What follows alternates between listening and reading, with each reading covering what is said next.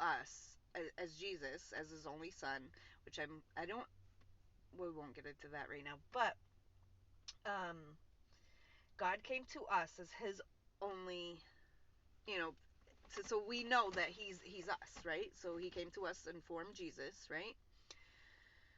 And then now the world is just crazy, insane. Just you're gonna have these insecurities. You're gonna have these hard times, insults, weaknesses, sufferings, and all kinds of trouble because he had to carry the cross for us. He had to come to us to be human and then had to carry the cross. So now we ourselves have to carry our own crosses. We have to carry our own burdens. We have to carry all the pain of the world um, like a cross, just like he did. Just like he did for us, we have to do for him.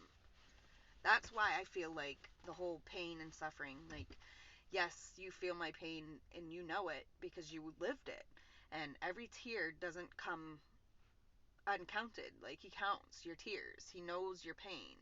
So it's just, how heavy is your cross? That's up to God. That's up to Jesus. I don't know how heavy your crosses are. I know for me, mine's is pretty heavy. I got some back achage from it. And sometimes I feel a little bit of chained up, by it. Like it's dragging through my ankles and whatnot. But you still have to carry that cross. You have to carry the cross because he suffered for us. He got beat and abused and killed for you, for me. His blood shed and his sadness and his pain, no matter how much he proved that he was God and that God lived in him, and if we believed in him and we came to him, we would have faith, and they persecuted him for it. So now we ourselves have not only to deal with the persecution of the world, but we have to carry our spiritual burdens. We have to carry the cross so God can carry us. That's just how I feel. I could be wrong. That is just my opinion. So I am happy when I have weaknesses, insults, hard times, suffering, and all kinds of trouble. All these things are for Christ, and I am happy because when I am weak, I am truly strong. Makes me happy. I don't know why. Like I said, I love reading this because like I said, I'm feeling discouraged. So he tells me when I'm supposed to read these, what I'm supposed to, and I'm hoping that I'm encouraging somebody who is feeling like a failure. Like I'm feeling like, you know, I can't help my kids. She's suffering, and my oldest is doing her own thing. She's 21, living her life, and her mom isn't liking what she's doing, and I don't really know what to tell her because she's 21. Her mom's got to get over it, and that's the only problem that I have is like I haven't had her for almost 20 years, and there's nothing you can do. She's 20 actually, not 21. Making her older. She's 20 in August. She just turned 20, but you know, life is hard being a parent, and that's all I ever wanted was to be a parent, and I feel like a failed parent because I lost my kids, and because the two that I have, it's very, very, very, very hard to get them to appreciate anything. But that's just parenthood. Kids aren't supposed to appreciate parents until they get older because it's just the way it is. Same thing, we're not supposed to appreciate God until we know who He is because,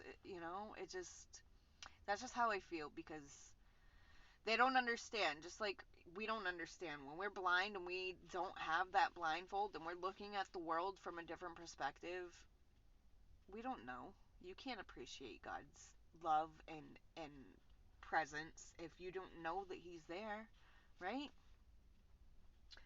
Through the pain and suffering and getting through all that pain and suffering, who is holding your hand? Who is holding your heart? I love it. I love it.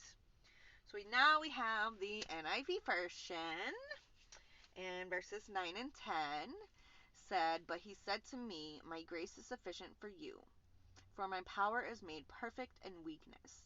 Therefore I will boast all more gladly about my weaknesses, so that Christ's power may rest on me. This is why, for Christ's sake, I delight in weaknesses, and insults, and hardships, and persecutions, and difficulties. For when I am weak, then I am strong. Please write this down. Please stick it on your mirror in the bathroom, on your headboard in your bedroom, on the TV screen if you have to. I want this written everywhere. This is why, for Christ's sake, I delight in weaknesses, and insults, and hardships, and persecutions, and difficulties. For when I am weak, then I am strong. I was going to say, am I strong? Sorry. For when I am weak, then I am strong. Got to.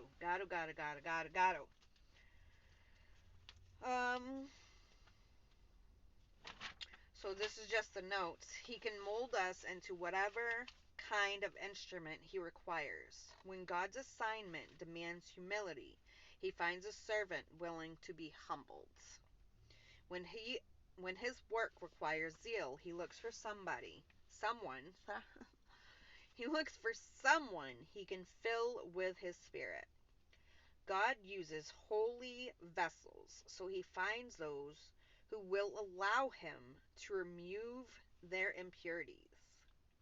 It is not a noble task being clay, therefore there's no glamour to it, nothing both worthy, except that it is exactly what Almighty God is looking for. Compliant, moldable, yielded clay. If your tendency is to tell the Father what you can and cannot do for him, submit to his agenda and allow him to shape you into the person he wants you to be. Like clay. Who doesn't love to play with clay? I don't know. I think it's super fun. I like to play with clay, and the fact that he wants us to be clay and be submissive to him and do his will, great things happen because, like, whoa. it's so it's so actually surreal. It's so, like,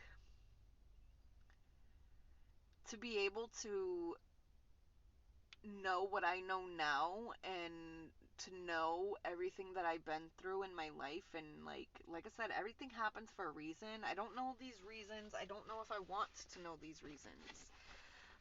But as I'm, getting more contact with my children, I'm seeing things that I might not have seen if I didn't lose them. And it kind of sucks saying that because, who wants to lose their kids? Nobody wants to lose their kids. And especially the fact that that whole thing, therefore I boast in my gladness and in hardships and in weaknesses, because I wouldn't see the grace that God has given me. I don't know why this song has been in my head for I don't know. Every time I get stressed, I told you I'm an emotional wreck, so I'm trying really hard not to cry. But there's two songs that repeat in my head. Is Let Me Tell You About My Jesus and Your Grace. Until grace broke these chains. I can't sing, but until grace broke these chains, I didn't know what love was until I found you, until you found me. I didn't know that I could have this freedom, even though I still get bonded sometimes. It still tries to wrap my heart in these barbed wires. Oh, it squeezes so tight sometimes. Oh, it hurts so bad around my heart. But as soon as I pray, and as soon as this, I spend time with God, that barbed wire around my heart loosens up. Like right now, it's just stabbing little little pieces. It's just a little, yeah, little corner right there and there, and all I gotta do now is put the music on. I spent the time in the Bible. I spent the time with today, and knowing that my weakness is my strength. Knowing that for when I am weak, I am strong, because he can't give us our happiness and can't. I feel like you have to go through suffering in order to know who God is. If you don't suffer in the right ways, or you don't take it in the right ways, then you're not going to learn from it. You have to learn lessons from the pain, and in order to learn lessons, you have to be submissive to God. You have to just lay down and relax and take it as it is, not be so run, and, try to ignore the pain, because as we heard, emotions roller coaster. And right now that's kind of what I'm going through, is the current pain is bringing up past pain. And though I don't live in the past, you can't help it. You know what I mean? Your pain is your life. Your pain is who you are. Your pain is what you've been through. So even though it says I will boast all the more gladly about my weaknesses, because Christ's power rests in me. Because I couldn't get through the stuff that I've gotten through, and even till today, my kid's telling me that the hospital force feeds her, and if she doesn't eat, then they shove the feeding tube. And I get it, because I used to work in hospitality. I used to work in the hospital, and I understand, and I get anorexia because I too have some form of it, where I usually typically don't eat until like 3 or 4 o'clock in the afternoon. So I have forms of eating disorder as well, but not to the point where I'm getting hospitalized. I feel like everything that I'm going through, my kids are being hospitalized for it. And I don't know what they're doing. I don't know what's going on, and it bothers me a lot. So I'm putting all this pain and burdens and sufferings into God's hands, and I'm letting him mold me, because so far, since I've been submissive, since things have, since I've been with him, since I was with my ex, and I came to God, and I told you about the Metro PCS guy that he told me about, and the whole church, and the fact that my brother was brought to Christ, and he brought me lots and lots and lots and lots of Bibles, and I wanted him to keep the Bibles, and I wanted us to do this thing together, and I wanted us, a lot of things I wanted, and it just hasn't happened. And I guess it wasn't meant to be at this time. I don't know, but there's things that you want and things that you need, and whatever that may be, God knows what it is, and he has the perfect timing for it. He has the absolute perfect timing for it. I didn't want my life to be the way that it was, or the way that it is, but I do want it the way that it is. It's hard to explain, because I'm trying to figure out too. I opened up this Jamestown suggestion box, and I sent an email that this has been the absolute best time of my life. The environment, the people are, like I said, very angry and sad, but I can feel that there's a lot of love, and there's a lot of sorrow, though, that people hurt for each other, but don't know how to express it. So they try here in Jamestown. They do. They try, but it's a hit or miss. It's I don't know. It's leaving it in God's hands. I'm here for a reason, and I don't know what that reason is, and I don't know a lot of things, but I know that what he's telling me to do, and what I've been fighting, and I don't want to fight it anymore. I want what he is giving me. What is his grace going to do for me today, is what I continue to say. And like I said, I'm going to add these three songs. Probably, obviously, more because, it's been quite some time we spent together with the talking. So, I gotta have my gospel music too. But we're gonna have Jesus Take the Wheel, Tell Me About My Jesus, and Your Grace Finding Me. And I hope that you enjoy these musics and more that we have coming, because I love it. I love it. I love it. I love it. Music, and even my boyfriend said too, sorry, but he was saying just yesterday, about the whole music situation and the fact that hip hop has actually brought more generations together than any other music. Like in the 70s, when rock and roll came out, it brought all the different kinds of genres of people together. Um, Music does that. Music so does that. This is why I have to have the music, and why, unfortunately, I'm only on Spotify and Anchor, because I add the music, because I love it. I can't do my show without the music. So you can hear me talk all you want, but it's the music that I want you to listen to. It's the words, it's the songs. I want you to jam. I want you to have fun and know that we're a family. We're supposed to be one big giant happy family, but we got these little bullies that are coming in picking on us, and we're not sticking up for each other like we're supposed to. We're supposed to be hand in hand. Once we're all combined. I told you about A Bug's Life, if you watch it, and even they have memes about it. Okay, there's a whole bunch of big fat people sitting at a table playing Monopoly, the game of Monopoly, and all these skinny anorexic people are bent over the table, and it says, if we all rise, it'd be screwed. They'd be screwed. They would be screwed. And I'm telling you, that's what we got to do, babies. We got to rise for this Monopoly game, because this Monopoly game has got to be over. We got to quit it.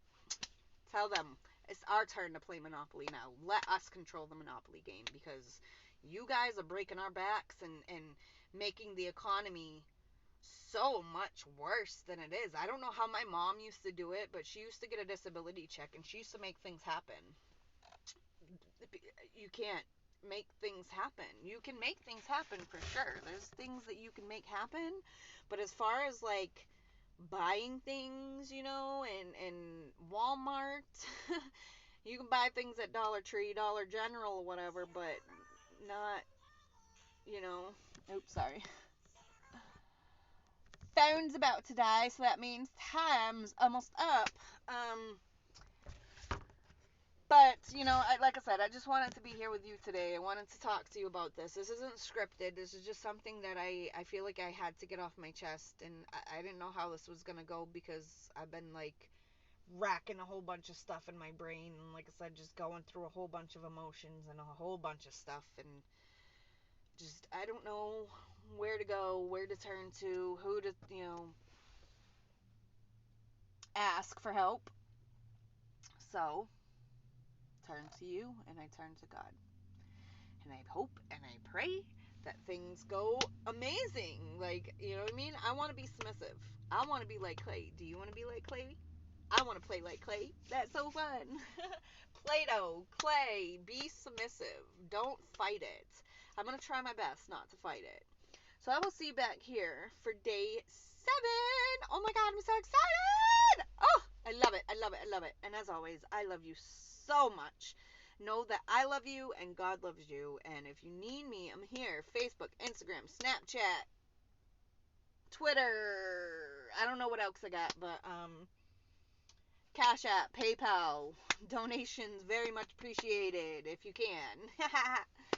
All right, people, I love you so much. And remember, what's the word?